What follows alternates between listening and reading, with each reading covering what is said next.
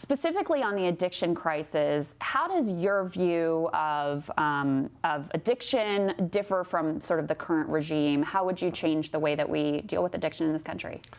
No, it's a similar principle, Crystal, where we're excessively punitive in this country. And that if you become addicted, then somehow we're like, well, tough it out, recover on your own. We see it as a moral failing. Yes, we can tell it's a structural problem, and you can see that with Purdue Pharma now on the verge of bankruptcy because it's forfeiting billions of dollars in blood money. I mean, the federal government was negligent in allowing us to get to a point where you had hundreds of thousands of opiate prescriptions. You had more opiate prescriptions in the state of Ohio than people in the state of Ohio at one point. And that was on the government's watch.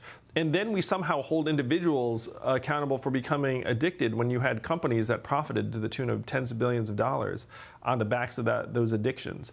And so right now we have to own up to our own government's failings and responsibility and say, look, this plague is our fault, at least in part. So we need to put the resources to work to help people get well, even though this is not a monetary problem, this is a human problem. Right. But then the second thing is we have to stop punishing people for becoming hooked on these drugs. We have to say, look, if you're an addict, we're going to refer you to treatment and not a prison cell. I would decriminalize opiates that are being used for personal use and aren't being distributed. So in addition to decriminalizing marijuana, I would decriminalize opiates for personal use. That's a big deal. I mean, does that include heroin? Yes, it does. I mean, at this point, what's happened is you had this OxyContin addiction that has morphed into fentanyl and heroin, right, which are frankly more accessible and sometimes less expensive than the OxyContin that started the addiction chain. Yeah. Are you familiar with the Portugal model, what they've done? Because it's very similar to what you're saying. They essentially decriminalized all drug use, including heroin.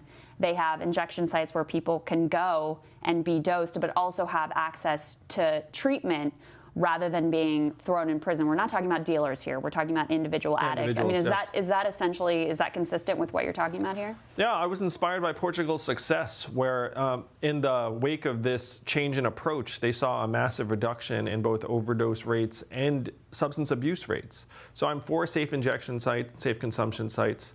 And I'm for referring addicts to treatment instead of jail and letting them know this. And I was inspired in part by a high school student in Iowa who said to me, his classmates have fentanyl patches on their arms, they're already addicted, what are we going to do? And I realized that those teenagers would never seek treatment because it's an illegal substance. And that if they got a criminal record, then they would think that their life could be, due for a huge change for the worse.